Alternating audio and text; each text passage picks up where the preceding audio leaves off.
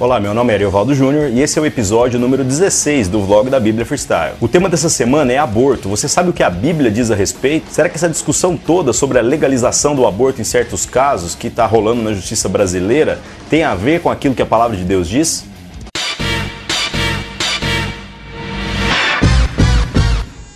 Quando falamos de um tema tão polêmico, é preciso haver o entendimento de que há uma separação entre aquilo que a lei diz e aquilo que a palavra de Deus diz. Nem tudo que é considerado legalizado dentro do nosso país é necessariamente bíblico. E como vivemos dentro de um Estado laico, precisamos também entender que as leis precisam abranger os interesses de todas as pessoas. Então esse vídeo não se trata daquilo que a Constituição ou daquilo que leis específicas falam a respeito da vida, mas do que a palavra de Deus fala. Basicamente é um conjunto de passagens bíblicas que deixam muito claro que Deus não tem interesse, Deus não se agrada do aborto. São bases como, por exemplo, não matarás, afinal, o aborto nada mais é do que o assassinato de uma pessoa que ainda não nasceu. Ou outros como em Jeremias 1,5, que diz que Deus havia conhecido o profeta antes mesmo dele nascer. E ainda diz mais, diz que Deus o conheceu antes de que ele tivesse sido formado dentro do ventre. Olha que interessante essa passagem. E em Lucas, capítulo 1, versículo 15, nós vemos João Batista, quando ainda estava dentro da barriga da sua mãe, se alegrando, sendo cheio do Espírito Santo,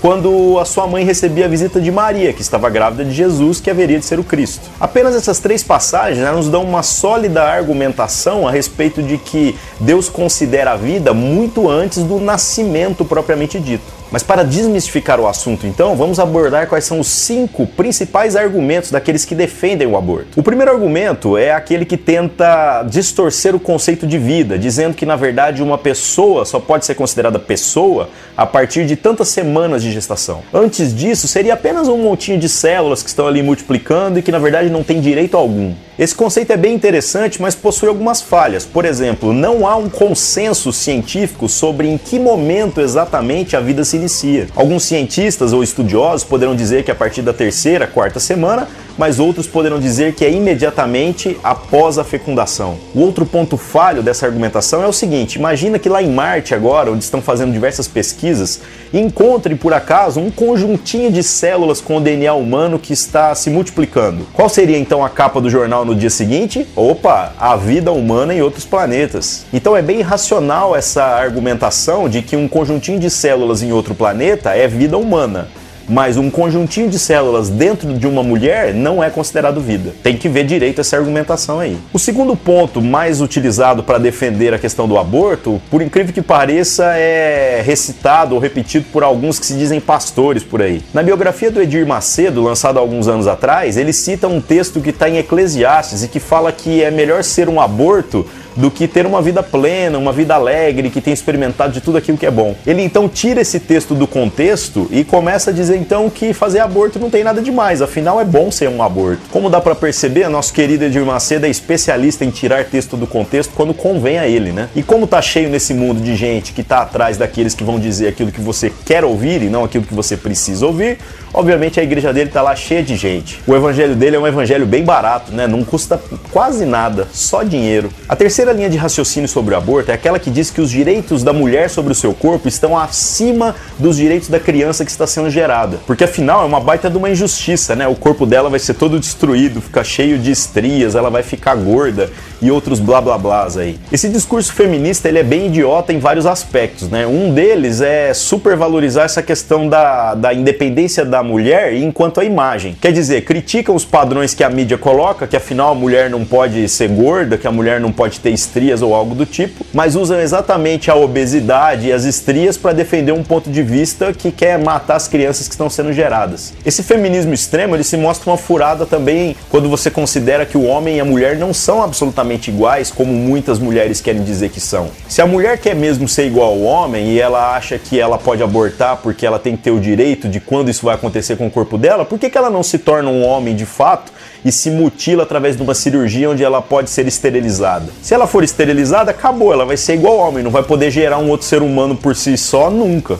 Mulheres, nós homens não podemos gerar a vida a partir de nós mesmos. Durmam com essa agora, né? Sabendo então que o homem é diferente da mulher, ou seja, nós temos atributos que foram dados por Deus, sei lá por que motivo, mas foram dados por Deus, diferentes um para o outro, então nós precisamos viver segundo a identidade que Deus nos deu. Tentar fugir disso é pecado, cara. Essa prerrogativa também de ter direito sobre o próprio corpo em detrimento de outra vida, ela é furada olhando pela ótica de que se você tiver que escolher entre uma vida que tem uma possibilidade de viver vários anos e uma outra que já não tem tantos anos para viver, qual delas você escolheria para morrer? Tô dizendo o seguinte, digamos que você tem que matar um dos dois, entendeu? A lei diz, no caso, no Brasil, que a gente deve sempre priorizar a mãe. Mas se os dois estivessem vivos, você preferia que matasse o seu filho ou que matasse você mesmo? Essa é a grande questão. Agora, no caso, nós nem estamos falando de morrer, nós estamos falando de uma mulher que está querendo ser egoísta e não está tendo o interesse de emprestar o seu corpo durante 9 meses. E se ela não quer a criança, ela ainda tem a cara de pau de dizer que é melhor abortar uma criança do que permitir que ela seja adotada por outros casais, né? Tem muita gente que fala assim, mas vai parar num orfanato e não sei o que lá.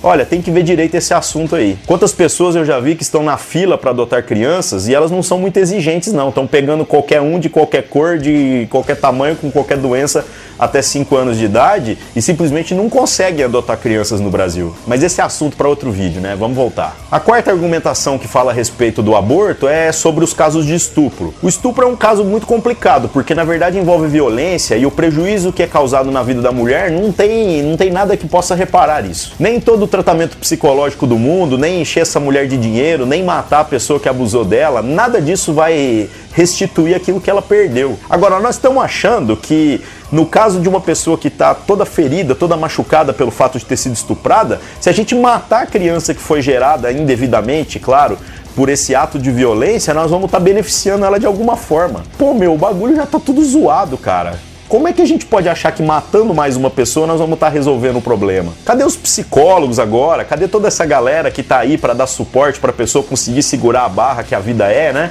Para que ela possa pelo menos suportar esses 9 meses. Depois a gente dá essa criança para ser adotada por outra pessoa. E o quinto e último argumento mais utilizado por aqueles que defendem o aborto é aquela questão dos anencéfalos, ou seja, aqueles que nascem sem o cérebro. Bom, na verdade eles não nascem sem o cérebro, né? Eles estão querendo fazer o aborto antes que eles nasçam para a família sofrer menos, para a mãe não ter trauma, essas coisas. Mas estudando o caso com um pouquinho mais de cuidado, eu percebi que existem vários graus de anencefalia, né? E a lei parece que é meio genérica sobre isso. A lei não, né? A lei que estão querendo fazer, porque na verdade ainda nem tem lei sobre isso. Uma criança que seja totalmente anencéfala, realmente ela é apenas um vegetal. Ela é um monte de órgãos que estão funcionando por algumas horas ou dias e que o negócio vai ser interrompido de qualquer forma. Mas há crianças que são parcialmente anencéfalas que podem viver durante alguns anos. Olha que interessante. E elas interagem com o mundo. É como se elas fossem uma pessoa adulta que sofreu um acidente e agora tem uma paralisia, ela vive num estado vegetativo. Eu, particularmente, como adulto, penso o seguinte: se eu for viver em estado vegetativo, ou seja, se eu chegar num ponto de praticamente morte cerebral, eu prefiro que os meus órgãos sejam doados, sem sombra de dúvida. Mas eu só tô podendo gravar um vídeo falando sobre isso porque minha mãe não me abortou, né? Ela deixou com que eu crescesse para que eu pudesse